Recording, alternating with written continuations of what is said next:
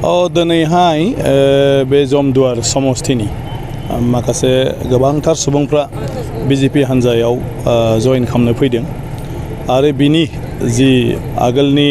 जोंहा MCLA रेवरिवा नार्जिहारि बिथां आगोलनि माने दा सोलिबाय थानाय बिथाङा अलरेडि बिजेपि हान्जायाव हाबबाय आरो दा बिजेपि आरो UPPL नि जिथु सरकार बेवहाय EM जानानैबो दङ।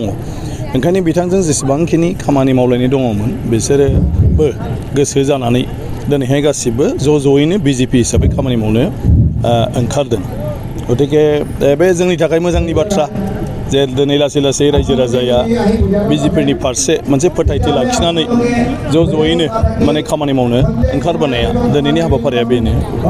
आरो दिनैनि जे हाबाफारि लानाय बे हाबाफारियाव गासै बेसेबांसो सुबुंफोरा जइन जाफैगोन बायदि? गासै 7,887 बिसोर अलरेडि कनसेन्टेड गासिबो। गतिके बेखिनि मानसिया जइन जागोन गासिबो दिनैनिफ्राय आरो फैबाय थानाय जे बिधान सभा इलेक्सनाव सोरबा हान्जाजों एलायन्सनि सोमोन्दै सावरायदों बेखौ जोंहा अलरेडि काउन्सिलावनो माने एलायन्सआ दंखायो। गतिके बिधान सभानि बेलायाव बिनि सायाव सावरायलायनानै सिद्धान्त लागोन। जोंनि थांखिया बेनो बिजेपि आरो बिजेपिजों जाय एलायन्स दं बेखिनियानो जेरैखि जायाबाबो देरहालांनांगौ आरो आसामाव सरकार जोङो गायसननांगौ बेनो जोंनि गुबै थांखि। ओंखायनो BTC ओनसोलाव गुबैयै जोङो सोरबायदि बिजाथिखौ होनानै देरहाहोनो हायो बिनि बेलायाव बिजेपि आरो जोंनि लोगोआव थानाय आफादफ्रा सावरायलायनानै बेखौ मोनसे समाव थांखि लाहैगोन जेब्ला बिसायख'थिखौ फोसावनाय जायो। गतिके दा बे क्लियार जाथ'वाखै खिन्थु समा फैबाय अलरेडि आरो बिनि सायाव अलरेडि जोंहा मोनसे बुजाफोरा दं रायलायलायखानाय दं। Jayanta Narzary youth BPF member Deep Narzary BPF member तो देखिलो आमार Jamuna Narzary BPF women member Uttar Adhikari BPF member तो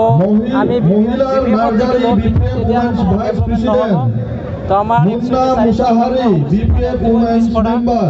तो आमार Susmita Narzary BPF women's member আমি তার কারণে জিকাই দিছিল Akhil Narzary BPF member Barjabil primary আদর্শ Mahendra Narzary BPF member Barjabil primary আর ডেভেলপমেন্ট হয়ে আছে Mahendra Narzary BPF member Barjabil primary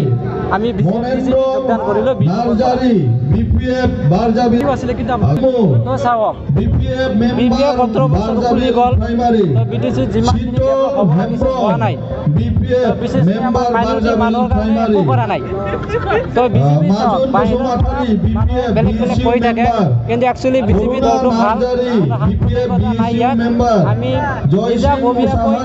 observe কৰিছো যে বিজেপি অ্যাকচুয়ালি কোনো রাজনীতি সাম্প্রদায়িক দল নহয় তো আমি বিজেপি